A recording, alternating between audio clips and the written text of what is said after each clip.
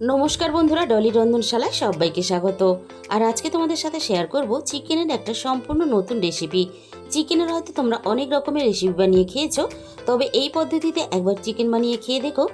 এই রান্নার স্বাদ কিন্তু রোজকার চেনা চিকেনের স্বাদের থেকে সম্পূর্ণ আলাদা। প্রতিদিনের রান্নার চেনা মশলা দিয়ে এত সুন্দর যে একটা চিকেন বানানো যায়, তোমরা কিন্তু না দেখলে বিশ্বাস করবে না। রেসিপিটা তাই শেষ পর্যন্ত দেখার জন্য তোমাদের কাছে আমার অনুরোধ রইল। প্রথমে আমি এই রান্নার জন্য একটা মশলা বানিয়ে নেব। তার জন্য আমি প্রথমে দিয়ে দিলাম কড়াইয়ের মধ্যে অল্প একটু গোটা গরম মশলা।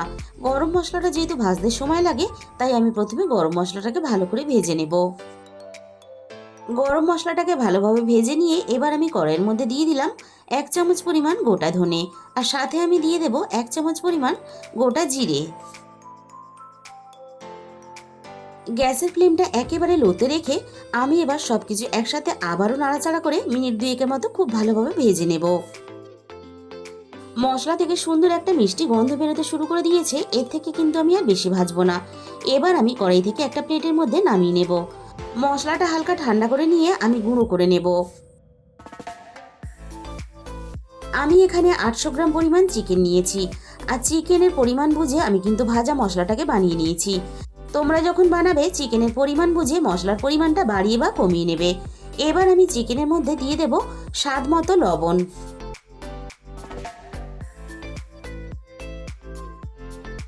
লবণের সাথেই আমি দিয়ে দেব হাফ চামচের একটু বেশি হলুদ গুঁড়ো। এখন আমি আর অন্য কোনো গুঁড়ো মশলা দেব না। এবার আমি এখানে দিয়ে দিলাম চায়ের বড় চামচে 2 চামচ পরিমাণ টক দই। ভাজা মশলাটাকে আমি খুব ভালোভাবে গুঁড়ো করে নিয়েছি, তবে খুব বেশি কিন্তু আমি একেবারে মিহি করে গুঁড়ো করিনি। দেখো, একটু দানা দানা রেখে গুঁড়ো করে নিয়েছি। এবার আমি এই ভাজা মশলা থেকেই 1 চামচের মতো ভাজা মশলা আমি চিকেনের মধ্যে দিয়ে দিলাম। এবার আমি সবকিছু একসাথে হাত দিয়ে খুব ভালোভাবে মেখে নেব। রান্নার চেনা মশলা দিয়ে এত সুন্দর যে একটা চিকেনের টেস্টি রেসিপি বানানো যায়, তোমরা কিন্তু যতক্ষণ না বানাবে ততক্ষণ কিন্তু এই রান্নার স্বাদটা বুঝতে পারবে না।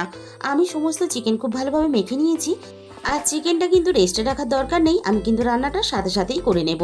প্রথমে আমি এই রান্নার জন্য কড়াইয়ের মধ্যে প্রয়োজন মতো তেল দিয়ে দিলাম। আমি এই রান্নাটা সাদা তেলে করছি, তোমরা তোমাদের সুবিধা মতো যে কোনো তেলেই কিন্তু রান্নাটা করতে পারো। তেলটা আমি খুব ভালোভাবে গরম করে নিয়ে এই রান্নার জন্য আমি আগে থেকে একটা ছোট সাইজের ক্যাপসিকাম কেটে রেখে দিয়েছিলাম। প্রথমে আমি ক্যাপসিকামটা ভেজে নেব। তার জন্য আমি প্রথমে ক্যাপসিকামটা তেলের মধ্যে দিয়ে দিলাম। ক্যাপসিকামটা আমি খুব বেশি ভাজবো না, হালকা করে একটু ভেজে নেব। ক্যাপসিকাম খুব বেশি যদি ভাজা হয় তাহলে ক্যাপসিকামের স্বাদটা কিন্তু নষ্ট হয়ে যাবে, তাহলে কিন্তু খেতে ভালো লাগবে না। ক্যাপসিকামটা দেখো আমি হালকা নাড়াচাড়া করে ভেজে নিয়ে সমস্ত ক্যাপসিকামগুলো আমি তেলে থেকে ছেঁকে তুলে নিলাম। আর এই রান্নার জন্য আমি আগে থেকে মাঝারি সাইজে 3টে পেঁয়াজ কেটে রেখেছিলাম।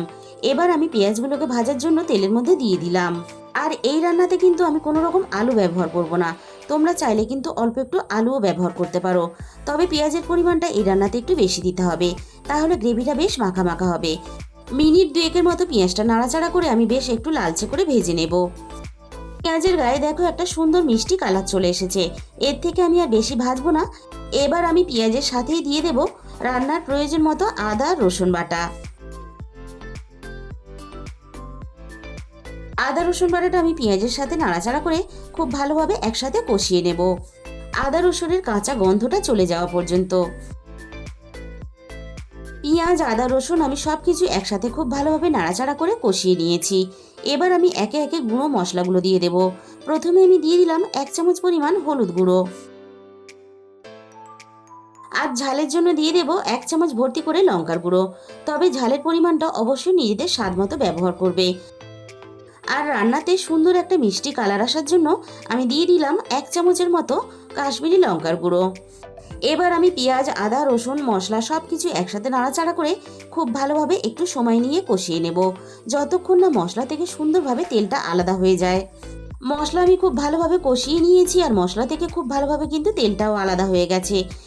এবার আমি ম্যারিনেট করা চিকেনটাকে দিয়ে দিলাম।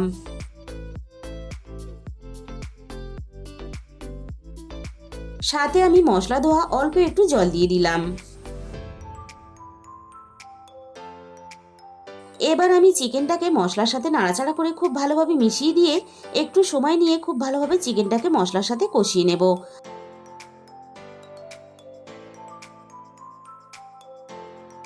চিকেনটা আমি মশলার সাথে মিনিট 3-4 মতো ভালোভাবে কষিয়ে নিয়েছি।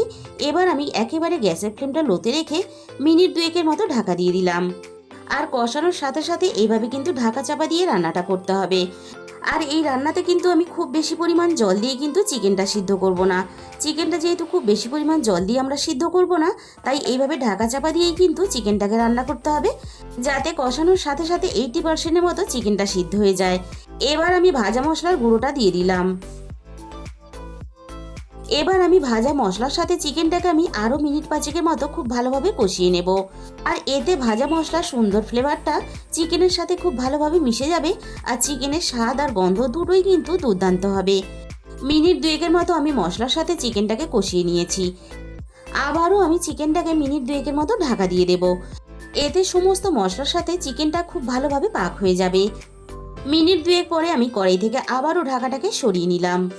আর চিকেনের গ্রেভিটা দেখে তোমরা বুঝতেই পারছো চিকেনটা কিন্তু মশলার সাথে সুন্দরভাবে পাক হয়ে গেছে। আর চিকেনটা যাতে তলা থেকে লেগে না যায় তার জন্য আমি একটু নাড়াচাড়া করে নিলাম। চিকেনটা আমি নাড়াচাড়া করে নিয়ে এবার আমি ভেজে রাখা ক্যাপসিকামগুলো চিকেনের মধ্যে দিয়ে দিলাম। চিকেন কষানোর সাথে সাথে আমাদের এখানে কিন্তু প্রায় 80%-এর মতো সিদ্ধ হয়ে গেছে।